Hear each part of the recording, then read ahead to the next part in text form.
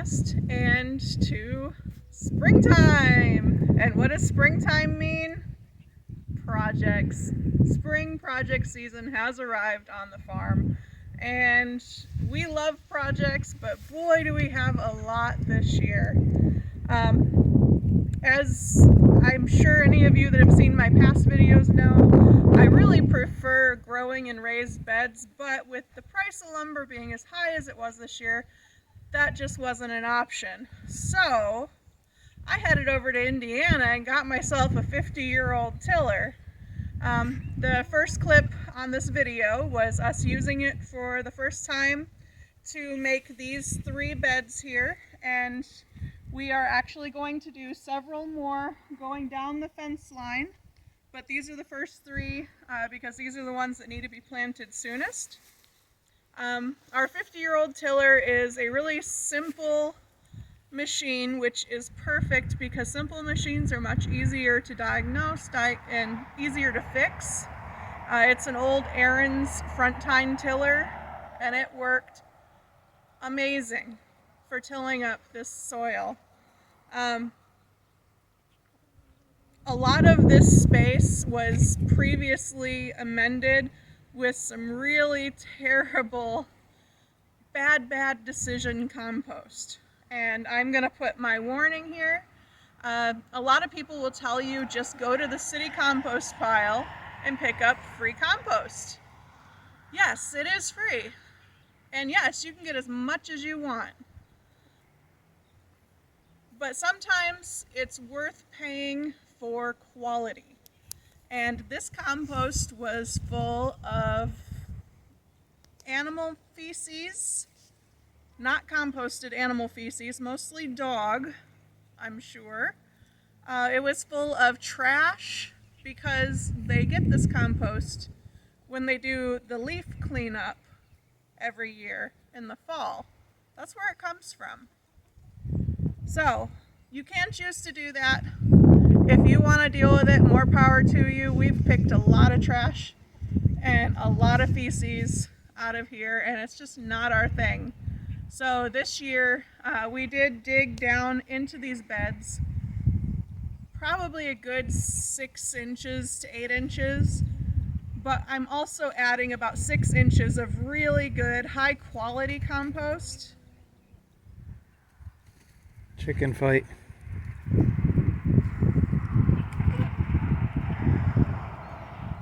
Apparently the hens are getting a little spring fever too.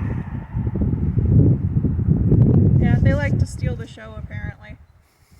So, I'm going to add about 6 inches of really high quality compost to each of these beds before I plant in them, because underneath this yucky compost is pure clay soil. I mean, clay to the point that you could make something out of it.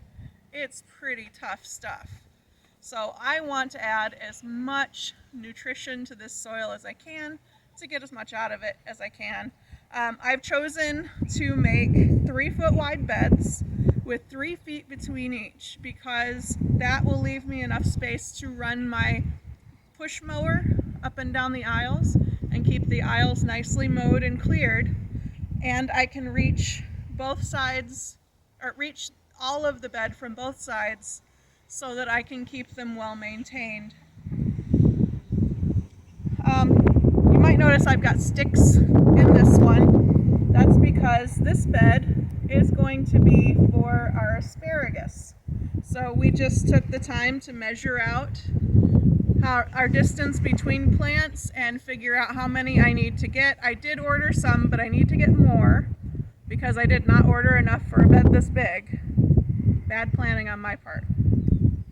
Over here is going to be onions and leeks, and I actually have already received those in the mail.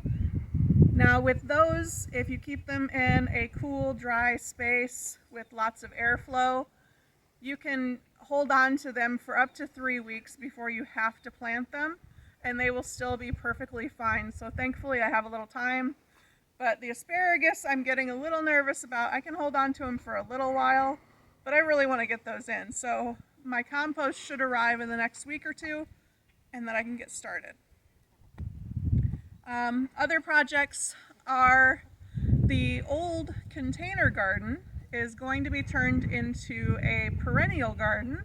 I will have flowers and herbs in there. I will have some berry bushes. Um, I think I'm probably going to do salad greens in the little kiddie pools that I had greens in last year. I'm not sure yet. I'll figure that out as I go. Another project we are hoping to do this year but may not get to is actually building an enclosure for the chicken yard. The electric fence works okay, and most of the time the chickens stay in and it's not a problem.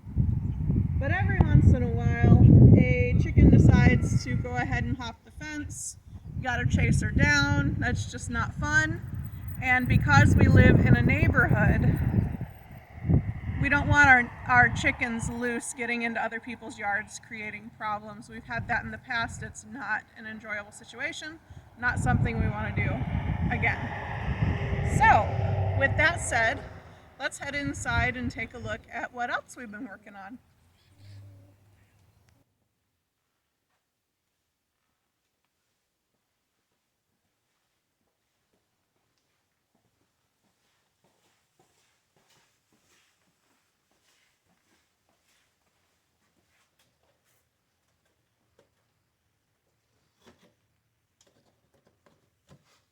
Oh, hey guys! Welcome to my grow center. This has been a long time coming. This is a project I have wanted forever.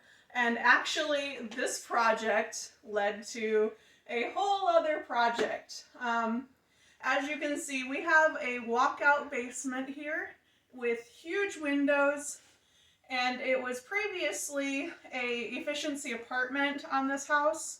But we've just used it for storing all of our junk for, well, the last 4 years that we've been here. And I knew I wanted the grow center here in this corner, which I felt would be a perfect area to keep my stuff contained.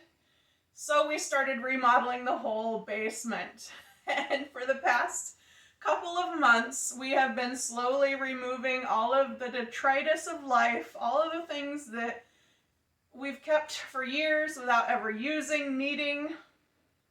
You know, you find things that you're like, this is going to be useful, I'm going to use this so much, and then it gets stored and you forget about it and life goes on.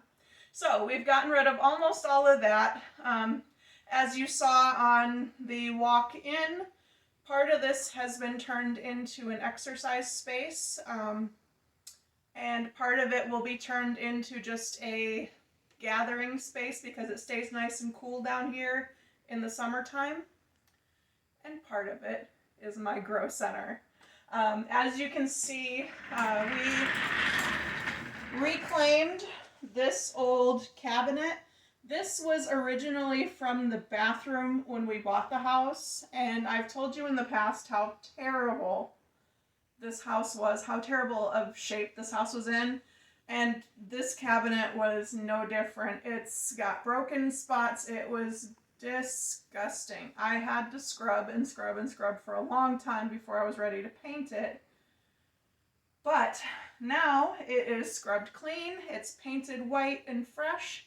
All of my stuff is organized, and I am extremely happy with this space.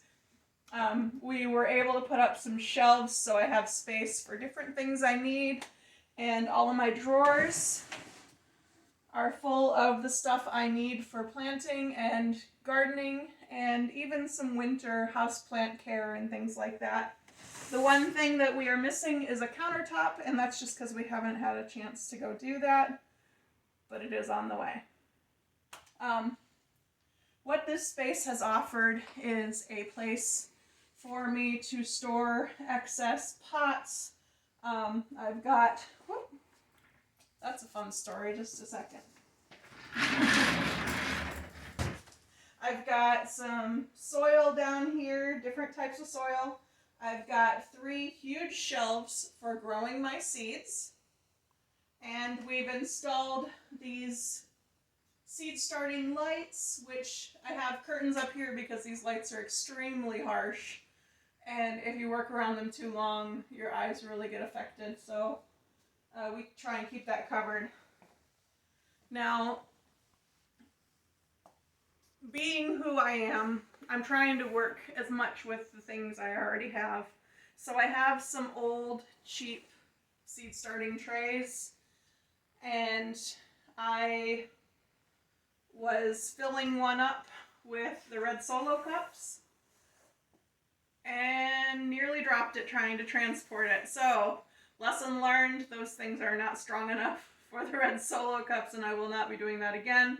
But it resulted in a lot of soil on the floor, a lot of soil on the table, water everywhere, big mess, and a frustrated Jen, of course. So, what have I got growing? Last week, I started all of my first seedlings, which was cabbage and cauliflower. I've got eggplants and rhubarb. This is bee balm, echinacea, and lavender. This one is a lot of my herbs, parsley, stevia, cilantro, dill, feverfew, hyssop. Oh, there's a lot. We'll show you a little video. Hopefully we're putting it down here, or here, wherever we do it. And in this one, I have all my peppers started. I have a combination of some sweet peppers and a few milder hot peppers and just a couple of hot peppers. Whit would probably like more, but he only can stand one or two, so I'm not growing a whole plant for one or two.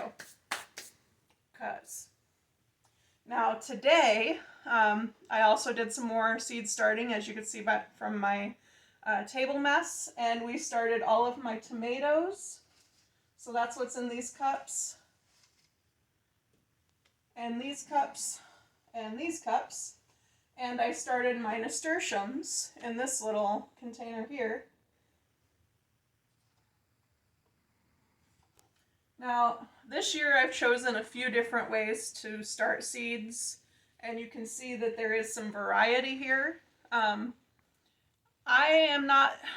not sure what my favorite way of doing it yet. I'm leaning toward the red Solo cup, but I wanted to try out a lot of different ways of starting seeds to figure out what system I like, because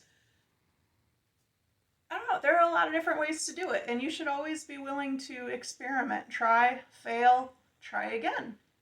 So this one, you put your seed starting mix in the cup, and there are holes in the bottom of the cup. And then I don't think you're going to be able to see them, but there are two little glass marbles in the bottom cup here with some water about 1 inch deep. I'll show you some of what I've got. But then that means that these cups are bottom watered, and I can tell if they're running low on water by the distance the first cup is from the second cup. So I can easily look and see, oh, these need water, these ones are fine, by watching how high or low that is. So I really like this system. I learned about this from Roots and Refuge from Jess and Maya. This is the way that they used to do a lot of their seed starting, and I wanted to give it a try this year.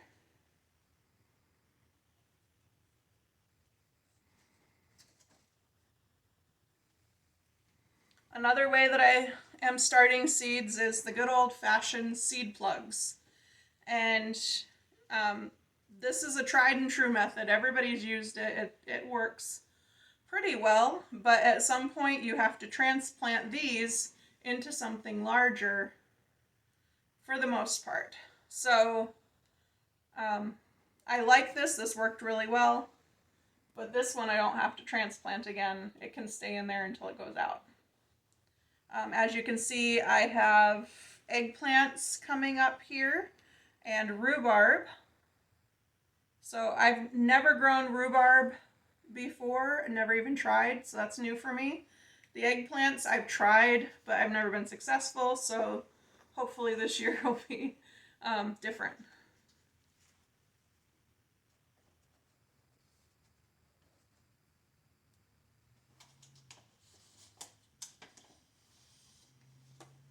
And the third method I'm trying this year that I am definitely not sold on at all is these little seed pods. And you soak these in water, and then you plant your seed in the middle of them. And these are supposed to be able to go straight out into the garden. I don't know. We'll see how they end up doing in the long term. I just don't know. It seems wasteful. I have to rebuy the plugs every year. Yeah, we'll see.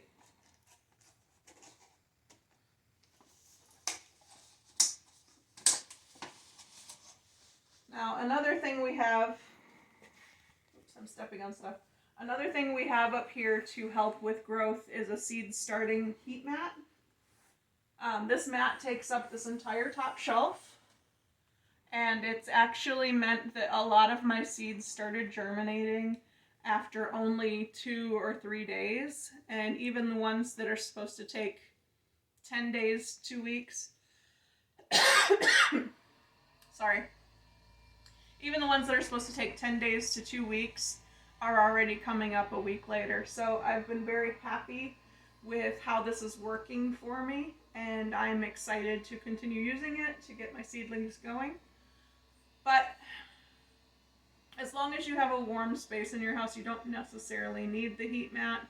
It just, certain things like a little extra heat, like if you're doing peppers, you almost surely want some sort of heat on them. So that's a really nice addition that I am enjoying having. Okay, thanks for joining us in the garden center, and welcome to spring. I am so excited to take you guys on this new journey of ours and see how our in-ground garden in rows fares. This is the first time we've done it this way, so it's a new experience. Don't be afraid to try something new, guys. Even if it's scary, sometimes it really pays off. And in the end, you're always learning. So don't forget to hit that like button on the video if you liked it. Don't forget to subscribe to the channel so that you can keep up with all of our updates this year. And share us with your friends if you think they'll be interested. Take care, y'all. God bless.